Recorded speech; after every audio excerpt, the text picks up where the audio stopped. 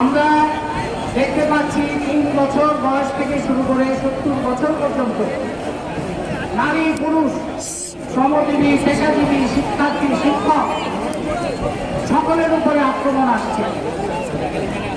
ভূমি থেকে আক্রমণ আসছে, আকাশ থেকে আক্রমণ আসছে। ভূমিবিষ্ট হয়ে 2 শতাধিক প্রায় 300 কাছাকাছি এখন রক্ষণশীল হিসাবে নিহত হয়েছেন মাত্র কয়েকদিনের সরকারি বাহিনী, রাষ্ট্রীয় বাহিনীর গুলিতে। এবং এই নিহতের কাতারে সমাজের মানুষ আছে, শিক্ষার্থী আছে, শিশু কিশোর আছে, অভিভাবকদের ঘরে ঘরে, সারা বাংলাদেশের ঘরে ঘরে মা বাবাদের এখন হাহাকার। যারা নিহত হয়েছে তাদের মা বাবারা হাহাকার আত্মচিন্তা করছে। হাজার হাজার আহত হয়েছে, তাদের মা বাবারা অনিশ্চয়তার মধ্যে আছে। কারো চোখ নাই, কারো হাত নাই, কারো পা নাই। আর যারা এখনো জীবিত আছে তাদের মা বাবারাও দুশ্চিন্তায় উঠে গিয়ে হাহাকারের মধ্যে আছে। সারা বাংলাদেশে যারা এখনো জীবিত তারা অসুস্থ হওয়ার মতো অবস্থায় পড়েছেন এই অত্যাচার নির্যাতনের মধ্যে। বাংলাদেশে এইরকম রাষ্ট্রীয় হত্যাযজ্ঞ আমরা অনেক গণ আন্দোলন দেখেছি। স্বৈরতন্ত্রের বিরুদ্ধে লড়াই আমাদের বহুদিন ধরে করতে হচ্ছে। গণতন্ত্রের লড়াই এখনো শেষ হয় নাই। গণ অভ্যুত্থান আমরা অনেক দেখেছি, কিন্তু মাত্র কয়েকদিনে এত প্রাণহানি বাংলাদেশ আর কখনো দেখে নাই, এত রক্তপাত আর কখনো দেখে নাই, এরকম নির্মম হত্যাকাণ্ড আর কখনো দেখে নাই। এই ভয়ঙ্কর পর্ব যখন চলছে, সরকার হয়তো ভেবেছিল এরকম নারকীয় আক্রমণ চালালে সব প্রতিবাদ বন্ধ হয়ে যাবে, হয় নাই। প্রতিবাদ প্রতিরোধে শিক্ষার্থীদের পাশে পাবলিক প্রাইভেট ইউনিভার্সিটি একাকার হয়েছে, শিক্ষক শিক্ষার্থী একাকার হয়েছে, পেশাজীবী শ্রমিক একাকার হয়েছে, নারী পুরুষ একাকার হয়েছে। সারা বাংলাদেশের সকল পর্যায়ের মানুষ এখন একটা মুক্ত বাংলাদেশের জন্য লড়াই করছে। এই মুক্ত বাংলাদেশের লড়াই আমাদের এগিয়ে নিতে ঐক্য বজায় রাখতে হবে, সংহতি বজায় রাখতে হবে। আর সবচাইতে গুরুত্বপূর্ণ হচ্ছে মুক্তিযুদ্ধকে দখলদারদের হাত থেকে মুক্ত করতে হবে। মুক্তিযুদ্ধকে পুনরুদ্ধার করতে হবে। মুক্তিযুদ্ধের নাম নিয়ে জনগণের উপরে আক্রমণ আর চলবে না। বাংলাদেশে যারা খুনি, যারা লুটেরা, যারা ফাঁসিবাদ,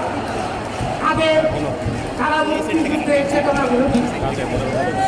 বর্তমান সরকার মুক্তিযুদ্ধে যত ক্ষতি করেছে আর কোন সরকার এত ক্ষতি করতে পারে না। সেই মুক্তিযুদ্ধকে জনগণের হাতে ফেরত নিয়ে আসতে হবে।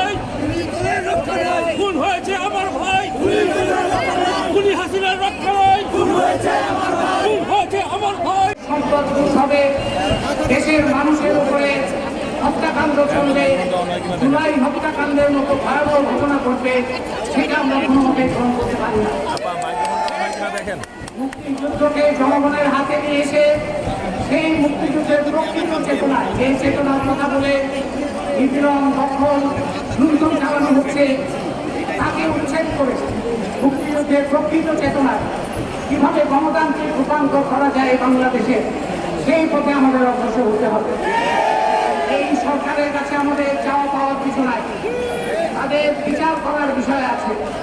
অনেক বিচার জমে গেছে, সেই বিচার করতে হবে। যারা গ্রেপ্তার হয়ে আছে তাদেরকে মুক্তি দিতে হবে। যারা আটক আছে, যারা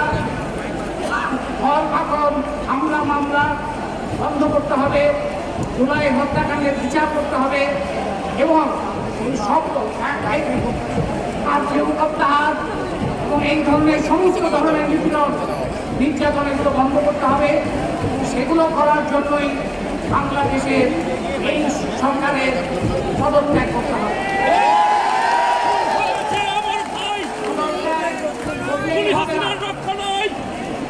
পদত্যাগ করলেই হবে না, মুক্তিযুদ্ধকে যেমন জনগণের হাতে নিয়ে আসতে হবে, এই দেশকেও জনগণের হাতে নিয়ে আসতে হবে।